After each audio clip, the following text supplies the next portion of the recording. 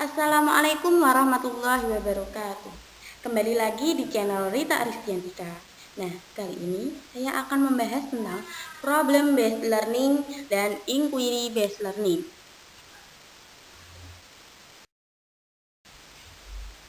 Problem based learning. Menurut John Dewey, pembelajaran berbasis masalah adalah interaksi antara stimulus dengan respon merupakan hubungan antara dua arah belajar dan lingkungan. Metode pendidikan yang mendorong siswa untuk belajar dalam kelompok untuk mencari penyelesaian masalah-masalah di dunia nyata.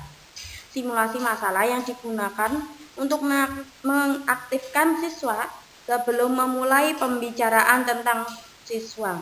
Pembelajaran based learning membahas siswa untuk belajar kritis dan cara dan analitis serta mendapatkan dan menggunakan sumber pembelajaran yang tepat.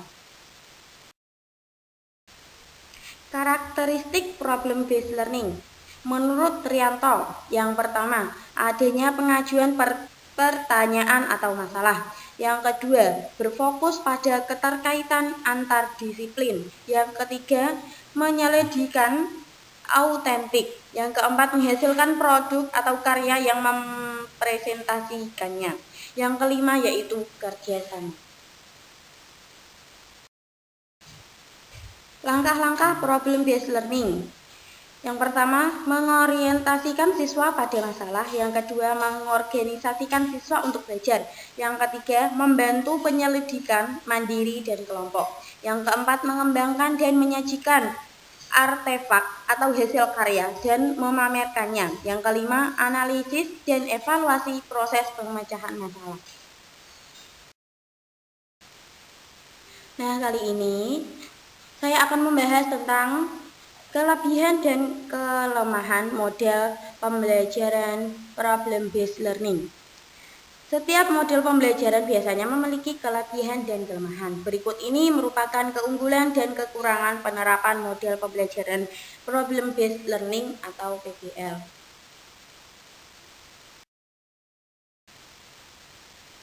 Kelebihan model pembelajaran problem based learning. Yang pertama, pemecahan masalah merupakan teknik yang cukup bagus untuk lebih memahami isi pembelajaran sehingga pembelajaran lebih bermakna. Yang kedua, pemecahan masalah dapat menantang kemampuan siswa serta memberikan kepuasan untuk menemukan pengetahuan baru bagi siswa. Yang ketiga, pemecahan masalah dapat meningkatkan aktivitas belajar siswa. Yang keempat, pemecahan masalah dapat membantu siswa bagaimana mentransfer pengetahuan siswa untuk memahami masalah dalam kehidupan nyata. Yang kelima, pemecahan masalah dapat membantu siswa untuk mengembangkan pengetahuan barunya dan bertanggung jawab dalam pembelajaran yang dilakukan.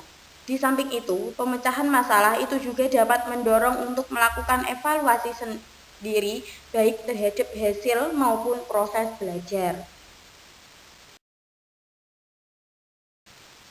Yang selanjutnya yaitu yang keenam, melalui pemecahan masalah bila memperlihatkan kepada siswa bahwa setiap mata pelajaran pada dasarnya merupakan cara berpikir dan sesuatu yang harus dimengerti oleh siswa, bukan hanya sekedar belajar dari guru atau dari buku saja.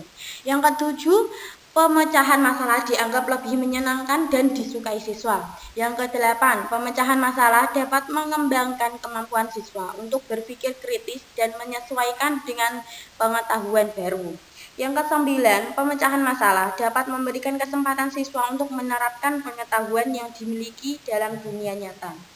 Yang terakhir yaitu, pemecahan masalah dapat mengembangkan minat siswa untuk secara terus-menerus belajar sekalipun belajar pada pendidikan formal telah berakhir.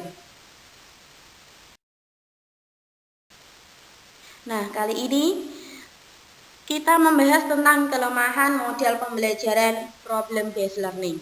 Yang pertama yaitu, manakala siswa tidak memiliki minat atau siswa berasumsi bahwa masalah yang dipelajari sulit untuk dipecahkan, maka akan merasa enggan untuk mencoba.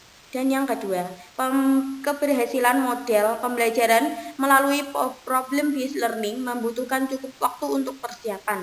Yang ketiga, Tanpa pemahaman mengapa siswa berusaha memecahkan masalah yang dipelajari, maka siswa tidak akan belajar apa yang ingin dipelajari. Yang selanjutnya yaitu inquiry based learning. Menurut Gulo menyatakan strategi inquiry berarti suatu rangkaian kegiatan belajar yang melibatkan secara maksimal seluruh kemampuan siswa untuk mencari dan menyelidiki secara sistematis, kritis, logis, analitis sehingga mereka dapat merumuskan sendiri penemuan-penemuannya dengan penuh percaya diri. Pengetahuan yang diperoleh siswa diharapkan bukan hasil mengingat seperangkat fakta, melainkan hasil dari penemuan sendiri. Yang selanjutnya yaitu karakteristik inquiry based learning. Yang pertama, pembelajaran inquiry menekankan kepada aktivitas siswa secara maksimal untuk mencari dan menemukan. Yang kedua, seluruh aktivitas yang dilakukan siswa diarahkan untuk mencari dan menemukan jawaban sendiri dari suatu yang dipertanyakan, sehingga diharapkan untuk dapat menumbuhkan sikap percaya diri. Yang ketiga, tujuan dari pembelajaran inquiry yaitu mengembangkan kemampuan berpikir secara sistematis, logis, dan kritis atau mengembangkan kemampuan intelektual sebagai bagian dari proses mental. Yang selanjutnya yaitu langkah-langkah inquiry based learning. Yang pertama, merumuskan masalah. Yang kedua, mengamati atau melakukan observasi. Yang ketiga, menganalisis dan menyajikan hasil dalam tulisan, gambar, laporan, bagian, tabel, dan karya lainnya. Yang keempat, mengomunikasikan atau menyajikan hasil karya pada pembaca, teman sekelas, guru, audiens, dan lainnya. Nah, yang selanjutnya kita akan membahas tentang kelebihan dan kelemahan model pembelajaran IBL atau Inquiry Based Learning. Setiap model pembelajaran biasanya memiliki kelebihan dan kelemahan. Berikut ini merupakan keunggulan dan kekurangan penerapan model pembelajaran Inquiry Based Learning. Selanjutnya yaitu kelebihan model pembelajaran inquiry based learning. Yang pertama, pembelajaran ini merupakan pembelajaran yang menekankan kepada pengembangan aspek kognitif, afektif, dan psikomotor secara seimbang sehingga pembelajaran melalui pembelajaran ini dianggap jauh lebih bermakna. Yang kedua, pembelajaran ini dapat memberikan ruang kepada siswa untuk belajar sesuai dengan gaya mereka. Yang ketiga, pembelajaran ini merupakan strategi yang dianggap sesuai dengan perkembangan psikologi belajar modern yang menganggap belajar adalah proses perubahan tingkah laku berkat adanya pengalaman. Yang keempat, keuntungan lain yaitu dapat melayani kebutuhan siswa yang memiliki kemampuan di atas rata-rata. Artinya, siswa yang memiliki kemampuan belajar bagus tidak akan terlambat oleh siswa yang lemah dalam belajar. Nah, yang selanjutnya, kelemahan model pembelajaran inquiry based learning. Yang pertama, sulit mengontrol kegiatan dalam keberhasilan siswa. Yang kedua, sulit dalam merencanakan pembelajaran oleh karena terbentur dengan kebiasaan siswa dalam belajar. Yang ketiga, kadang-kadang dalam mengimplementasikannya memerlukan waktu yang panjang sehingga sering guru sulit menyesuaikan dengan waktu yang telah ditentukan.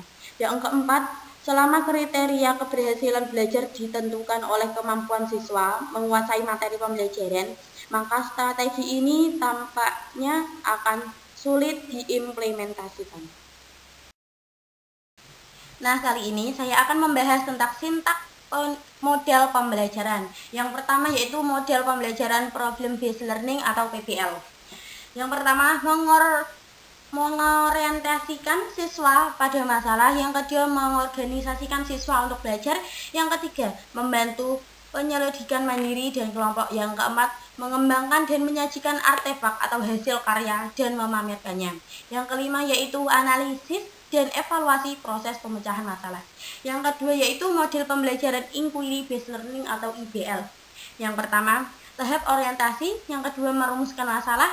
Yang ketiga, merumuskan hipotesis. Yang keempat, tahap pengumpulan data. Yang kelima, menguji hipotesis. Yang keenam, menarik kesimpulan.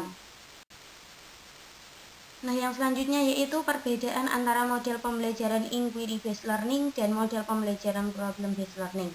Yang pertama yaitu IBL atau inquiry based learning adalah rangkaian kegiatan pembelajaran yang menekankan pada proses berpikir kritis dan analisis untuk mencari dan menemukan sendiri jawaban dan suatu masalah yang dipertanyakan.